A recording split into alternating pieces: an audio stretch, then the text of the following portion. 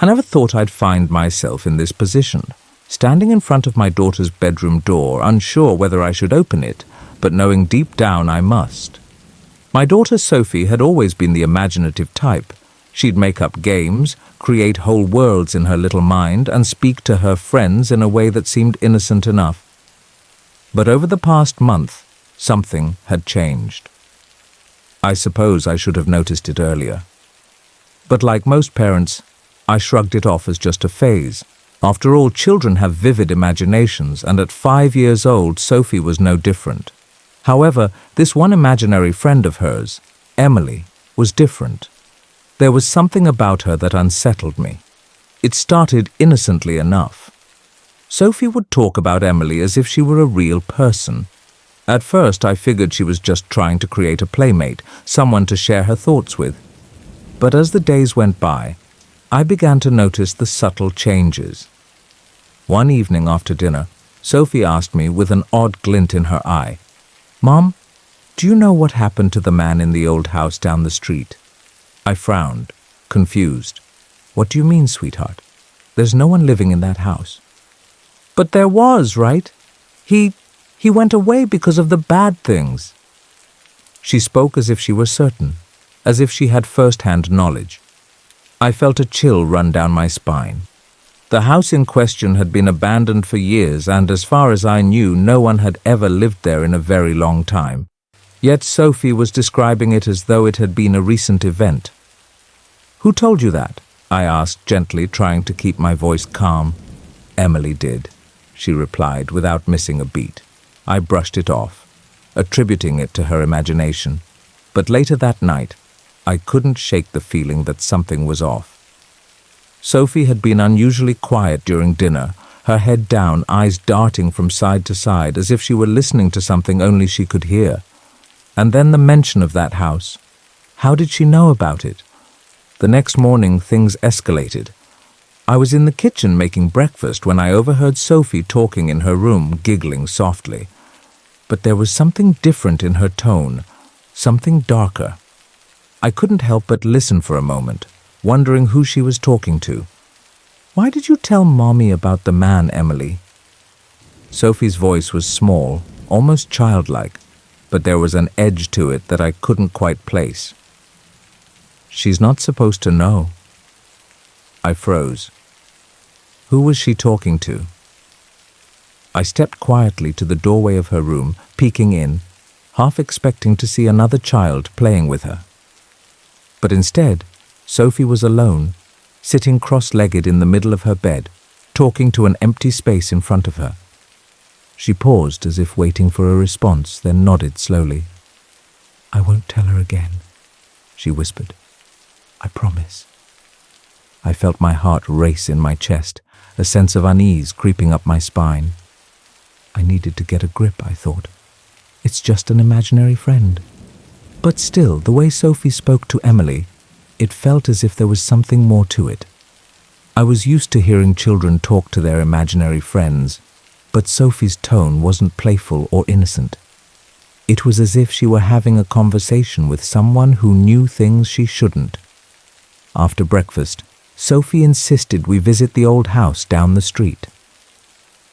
"Emily wants to see the garden," she said, her voice oddly firm. I tried to brush it off, but a sense of foreboding tugged at me.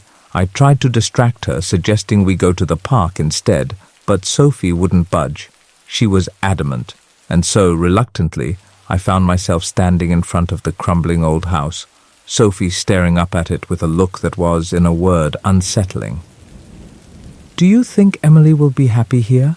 she asked, looking up at me with wide, almost haunting eyes. I tried to smile, but the unease gnawing at me wouldn't let go. Something about the way she looked at that house. It was as if she knew something about it that I didn't. As we left, I caught Sophie muttering something under her breath. "We'll be back soon, Emily. I'll make sure Mommy doesn't stop us." I couldn't ignore it any longer. I needed to know who Emily was, and what Sophie's connection to her truly meant. Was this just a phase, or was there something darker at play here? That night, After Sophie went to bed, I couldn't shake the nagging feeling that had been growing inside me. Something about Emily, about Sophie's attachment to her, felt wrong. I tried to ignore it, tried to tell myself that it was just a child's imagination running wild, but the more I thought about it, the less convinced I was. Sophie had always been a curious child, but this wasn't just curiosity. There was a depth to it, a knowledge she couldn't possibly have had at her age, and the way she spoke to Emily as if she were an adult, as if she were someone Sophie trusted deeply, made my stomach churn. That night, I decided I would look into it.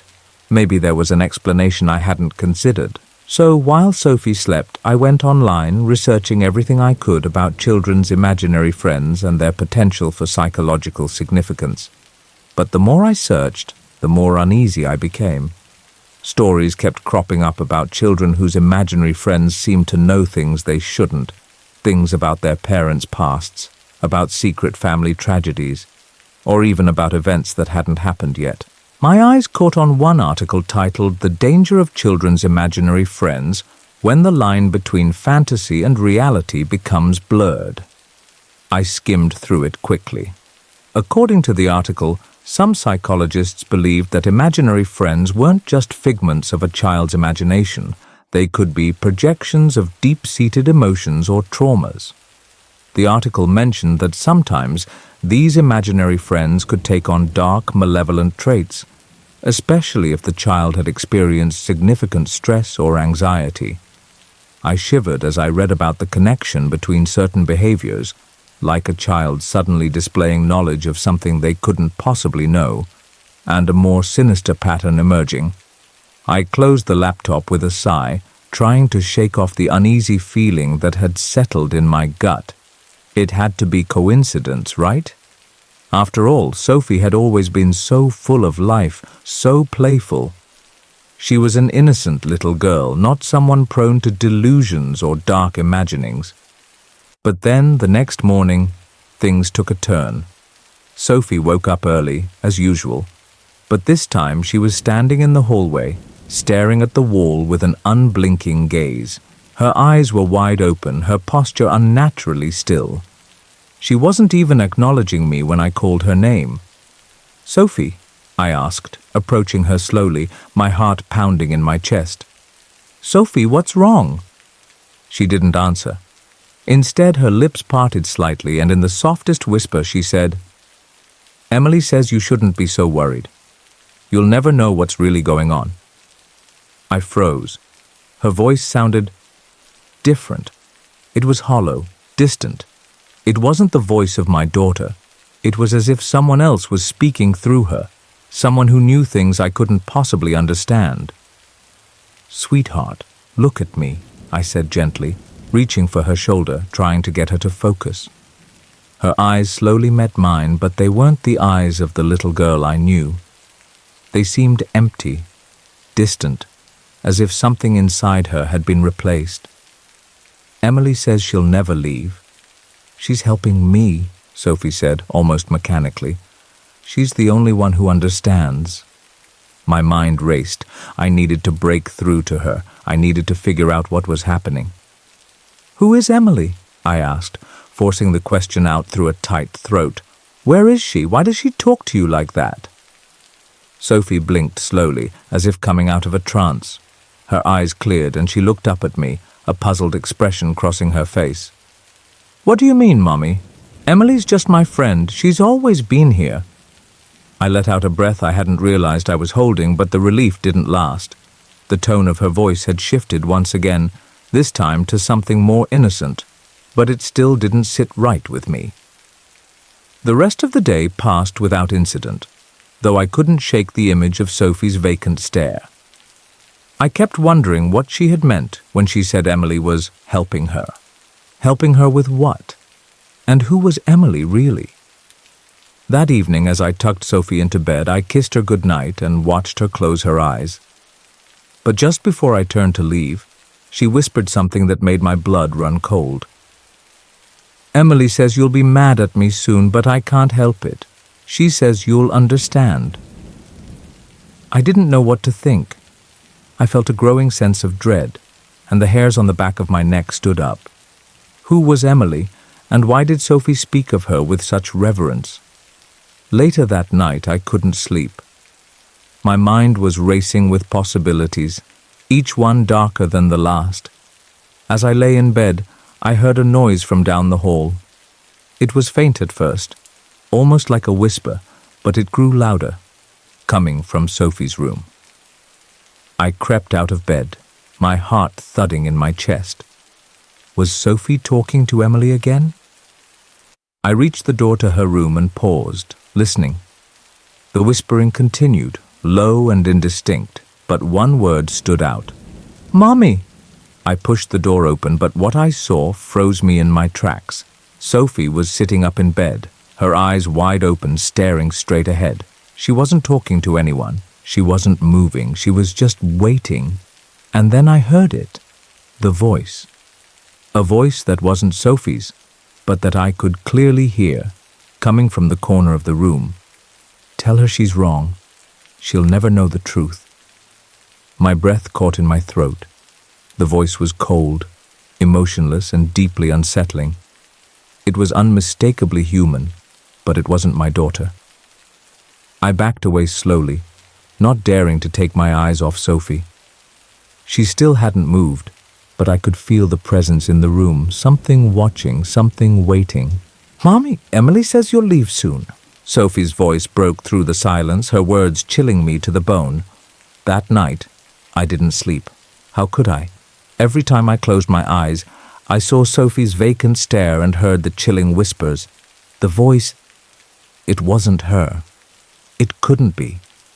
Yet, the way Sophie had spoken to me about Emily, the way she referred to things she had no way of knowing, it was all becoming too much to ignore. I spent the entire night researching again, reading articles, watching videos, trying to find any explanation for what was happening. Most of what I found was dismissive, saying that children often had vivid imaginations, that imaginary friends were harmless. But I didn't buy it anymore. This wasn't normal. This wasn't just some phase. The next morning, I decided to confront Sophie. I needed answers. I needed to understand what was happening to her and to us. As I prepared breakfast, I watched her from across the room. She was playing with her dolls, arranging them into little formations on the floor. But as she did, she muttered softly, "Emily says they're not real." "Who's not real, Sophie?" I asked, trying to keep my voice steady, my anxiety barely concealed. Sophie didn't look up. "The dolls," she said with a small shrug. "They're just things. Emily says they don't matter." "Emily doesn't sound like she's being a good friend, honey," I said, my voice trembling slightly. "Doesn't Emily want you to be happy?" She finally turned to face me, her expression serious, almost too serious for a 5-year-old. "Emily knows a lot of things," Sophie said quietly. "Things you don't know." I froze, the hairs on the back of my neck prickling. I couldn't stop myself from asking, "What things, Sophie?" "What does she know?" "She knows everything about the old house," Sophie replied, her voice strangely calm. "She says it's not abandoned. She says it's always been there, and that people still live inside." I felt a cold wave wash over me. The house, the one that had been empty for as long as I could remember. Sophie couldn't have known anything about it. She had never even been inside. "Sweetheart," I said, trying to sound rational, "no one lives there. That house has been abandoned for years." Sophie didn't respond. She simply looked at me with wide, unblinking eyes, as if she were waiting for me to understand something I couldn't quite grasp. That afternoon, I decided to visit the house. I had to know if Sophie's words held any weight. I had to see it for myself, even though I had a sinking feeling that I wouldn't like what I found. I drove to the house, Sophie's words echoing in my mind. "She says it's not abandoned. People still live inside." I stood in front of the house, my hands trembling as I looked up at the crumbling facade. The windows were dark, lifeless. The yard was overgrown with weeds, but nothing looked out of the ordinary. Still, I couldn't shake the feeling that something was wrong. I walked around to the back of the house, my footsteps crunching on the gravel path. That's when I saw it. An old, rusted gate, partially hidden behind a thick bush. The gate was ajar, and beyond it was a small garden, overgrown and wild but clearly tended to. There were fresh footprints in the dirt. I stepped closer, heart racing. Who had been here? I couldn't help myself. I pushed the gate open and stepped inside. The garden was eerily quiet, but there was something off about it, a feeling that something or someone was watching me. I made my way to the back door, and without thinking I reached for the handle. To my surprise, the door creaked open easily. I hesitated, then stepped inside. The house was dark, but it felt alive in a way that was unsettling. The air was thick with dust, and everything inside was covered in a layer of neglect, yet something was out of place. I noticed small details, scratches on the floor, furniture that looked as if it had been recently moved. A faint smell of something unfamiliar, something sweet and decayed. I didn't know how long I stood there, frozen in place, but eventually I forced myself to move. I walked through the house slowly, feeling the oppressive silence weigh down on me. As I explored, I stumbled upon something that made my blood run cold. A photo frame sitting on a dusty shelf, partially hidden by a pile of old books. I picked it up, my hands shaking. It was a picture of a young girl, no older than Sophie. She had dark hair, the same pale complexion, and the same wide, innocent eyes. But there was something about the way she was looking at the camera, something dark and knowing, as if she was staring into my soul. I nearly dropped the frame when I noticed the name written on the back in faded ink. Emily Carter. My heart stopped. My hands trembled as I set the frame down. I had to get out of there. I couldn't breathe. But before I could leave, I heard a voice. Soft at first, but unmistakable. Mommy? It was Sophie's voice, clear and distinct. I spun around, but there was no one there. My pulse quickened. I was alone. I had to be alone. I turned and fled the house, the door slamming shut behind me. As I got in my car, I looked back one last time, and that's when I saw it. Movement in the window. A figure standing in the dark. I didn't know who it was, but I knew one thing. It wasn't Sophie. I didn't sleep that night.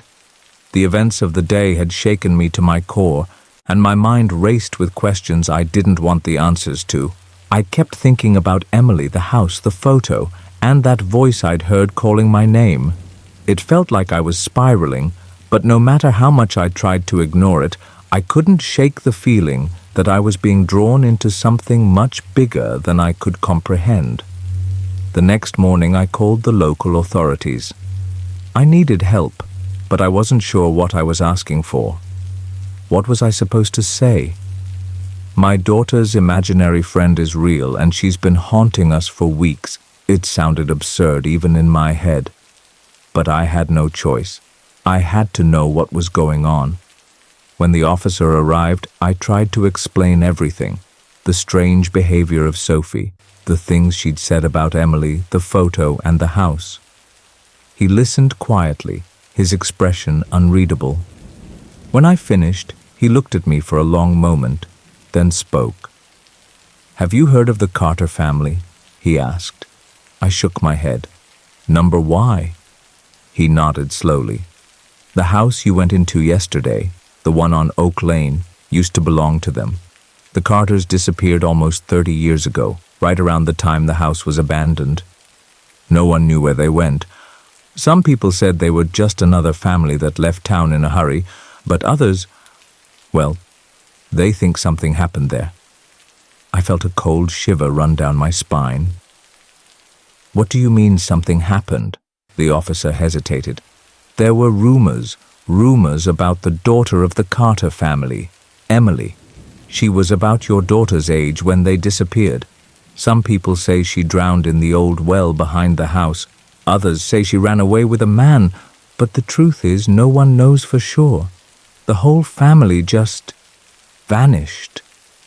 My mind spun. Emily Carter, the girl in the photo, the one Sophie had spoken of as if she were real.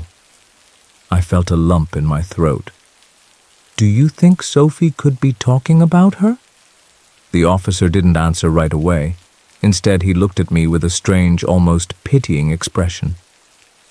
I think you should stay away from that house, he said quietly. People talk about it, but no one goes near it anymore, not since the Carters disappeared. I nodded, too shaken to speak. The officer gave me a final look before walking away, leaving me alone with my thoughts. But I couldn't leave it there. I couldn't ignore it. I had to find out what was really going on. That afternoon, I drove back to the house. This time, I was determined to confront whatever or whoever was haunting us. I wasn't going to leave until I had answers. The front door creaked open when I tried it, but instead of walking in like I had before, I stood there scanning the surroundings. Something was wrong. The air was heavy with a suffocating stillness, like the house was holding its breath. And then I heard it again, the soft whisper of a voice, the same one I'd heard earlier. "Mommy!" I froze, my heart thudding in my chest. I turned around, but Sophie was nowhere in sight. My mind screamed at me to turn back, to leave, but I couldn't. Something was pulling me forward. As I stepped deeper into the house, I noticed a small door at the end of the hallway, one I hadn't seen before. It was partially open, leading to a dark stairway that spiraled down into the unknown.